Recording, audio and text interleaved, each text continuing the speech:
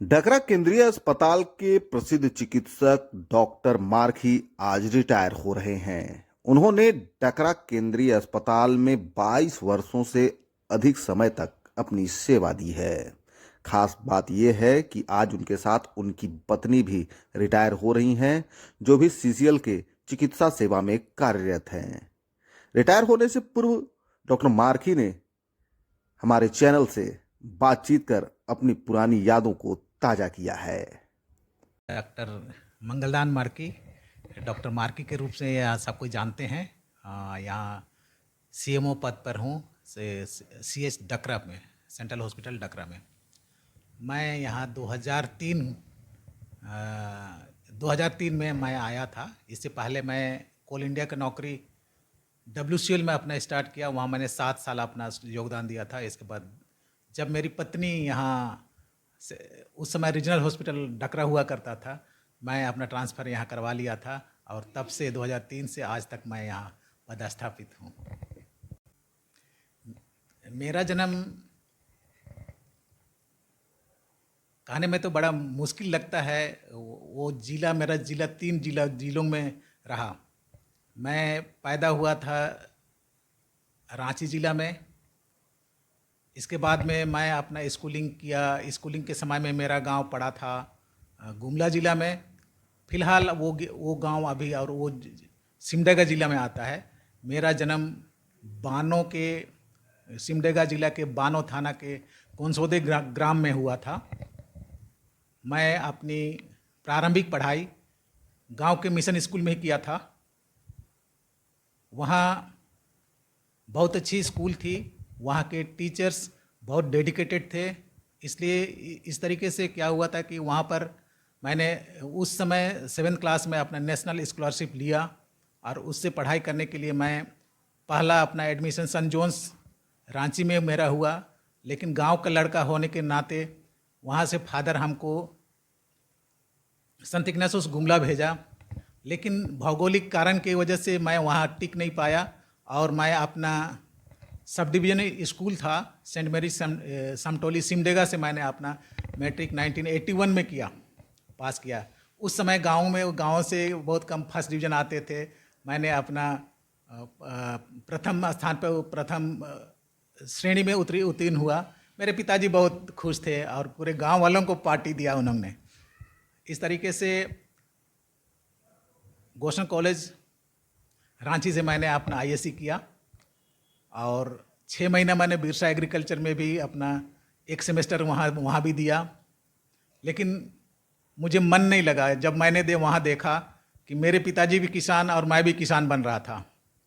तब मेरे दोस्त विनय बाड़ा, जो बंदी उरांव का दामाद लगते हैं, उन्होंने कहा कि अबे चलो पढ़ो, और क्या तुम्हारा बाप भी किसान रहेगा, तुम भी किसान रहोगे। तो इस तरीके से हमने 3 महीने का तैयारी किया और उस समय PMDT की परीक्षा हमने पास किया बिहार से और नालंदा मेडिकल कॉलेज से मैंने अपना MBBS का MBBS पूरा किया। MBBS पूरा करने के बाद में 1996 जून में मैं WCL ज्वाइन किया। उस समय मेरे पास में नौकरियों की कमी नहीं थी। मैं आर्मी छोड़ा, मैंने बिहार गवर्नमेंट छोड़ा, नहीं ज्वाइन किया, और UPSC मेडिकल सर्विसेज उसमें भी कुछ कारणवश मैं नहीं गया। लेकिन मेरे पास में ये कोल इंडिया की नौकरी थी और मैंने अपनी पत्नी के साथ में रहने के चलते, वो भी कोल इंडिया में थी इसलिए मैंने भी कोल इंडिया ज्वाइन कर लिया कि आज ना कल एक दिन तो हम लोग दोनों एक साथ में रहेंगे। डकरा में मेरे 23 साल हो गए।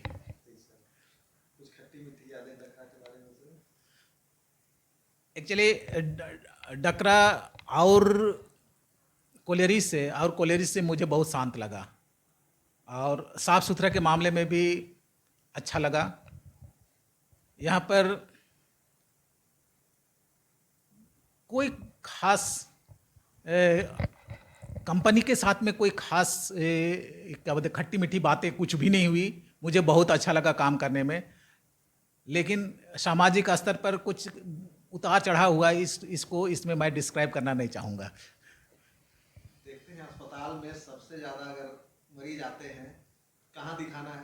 मार्गी साहब, क्या आपके ट्रीटमेंट में क्या ऐसा जादू है कि मेरे गुरु थे डॉक्टर मनोज कुमार या मेरे गुरु थे। वो बहुत अच्छा एडमिनिस्ट्रेटर थे, बहुत अच्छा एडमिनिस्ट्रेटर थे।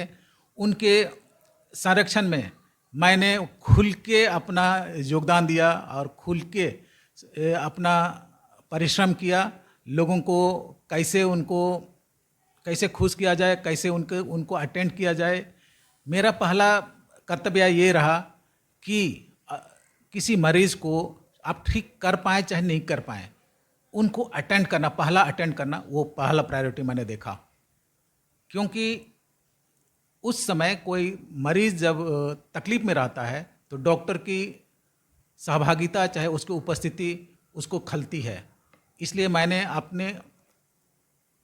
अपने जीवन में इस चीज़ को प्रायोरिटी दिया कि पेशेंट को जल्दी से जल्दी अटेंड करना मैंने सीखा। इस तरीके से और रेगुलर रहा मैं। सबसे बड़ी बात रेगुलर रहा, और रेगुलर रहने की वजह से लोग डकरा अस्पताल में अरे कोई नहीं है तो डॉक्टर मार्की है ना, इसी नज़रिए से उनके मन में माइंड सेटअप हो गया। आपकी पत्नी कहाँ है? मेरी पत्नी 2018 में जब बच्चे बड़े हो गए तो वो अपना ट्रांसफ़र अपना रांची गांधीनगर के लिए आपने अप्लाई किया था, लेकिन उसकी पदस्थापित हुई राजेंद्र नगर डिस्पेंसरी में।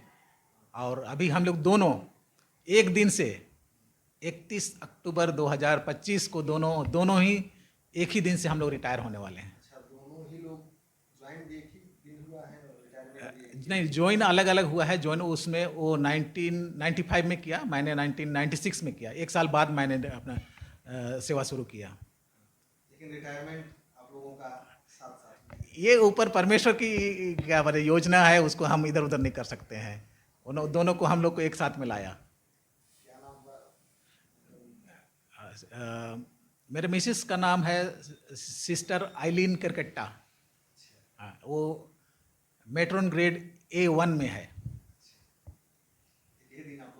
एक ही दिन रिटायर करेंगे हम लोग। मेरी दो बेटियां हैं।